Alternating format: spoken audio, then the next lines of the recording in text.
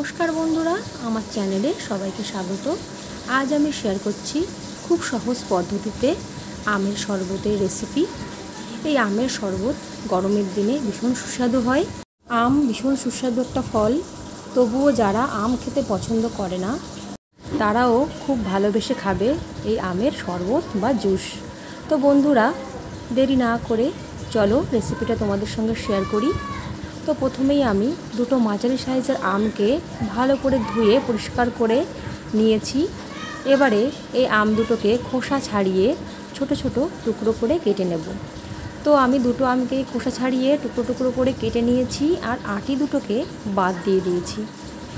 এবারে নিয়ে নেব একটা মিক্সিং জারের মধ্যে আমের টুকরোগুলোকে দিয়ে দেব।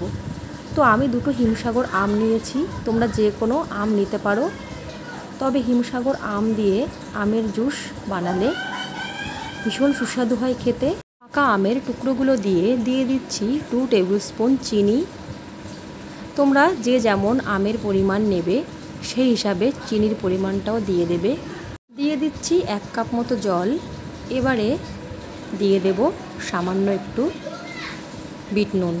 বিট নুনের বদলে তোমরা নর্মাল নুনও ব্যবহার করতে পারো। এবারে আমি মিক্সিতে মিহি একটা পেস্ট তৈরি করে নিয়েছি। তো দেখো বন্ধুরা, কতটা মিহি হয়েছে পেস্টটা। হিমসাগর আমে এমনি আঁশের পরিমাণ কম থাকে। এবারে আমি দিয়ে দিচ্ছি আরও 1 কাপ জল, কারণ অনেকটা গাঢ় হয়েছে। এবারে চামচের সাহায্যে ভালো করে আমের পাল্পের সঙ্গে মিশিয়ে নিচ্ছি। মিশিয়ে নিয়ে আমি দিয়ে দেব আরও 1 কাপ জল। মোট আমি 2 কাপ জল ব্যবহার করলাম।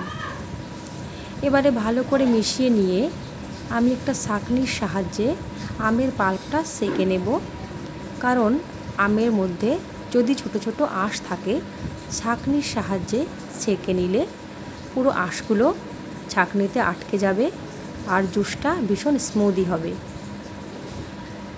তো ভালো করে একটা চামচের সাহায্যে আমি পুরো আমের পাল্প থেকে জুসটা বের করে নিচ্ছি।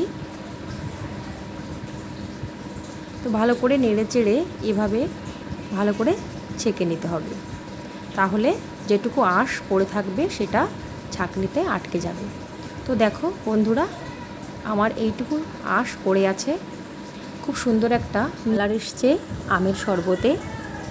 তো হিমসাগর আমের জন্যই কিন্তু এত সুন্দর কালার, কারণ হিমসাগর আমের যতটা কালার সুন্দর ততটা স্মেল সুন্দর। তো ভালো করে নেড়ে একটু মিশিয়ে নিয়ে এবারে আমি গ্লাসে ঢেলে পরিবেশন করব। তো দেখো বন্ধুরা, কতটা গাঢ় আমি রেখেছি। তো তোমরা যদি আরও পাতলা খেতে পছন্দ করো তাহলে আরও জল মিশিয়ে শরবতটা পাতলা করে নিতে পারো। তবে এরকম রাখলে খেতে বেশ ভালো লাগে, খুব ঘনও না আর খুব পাতলাও না।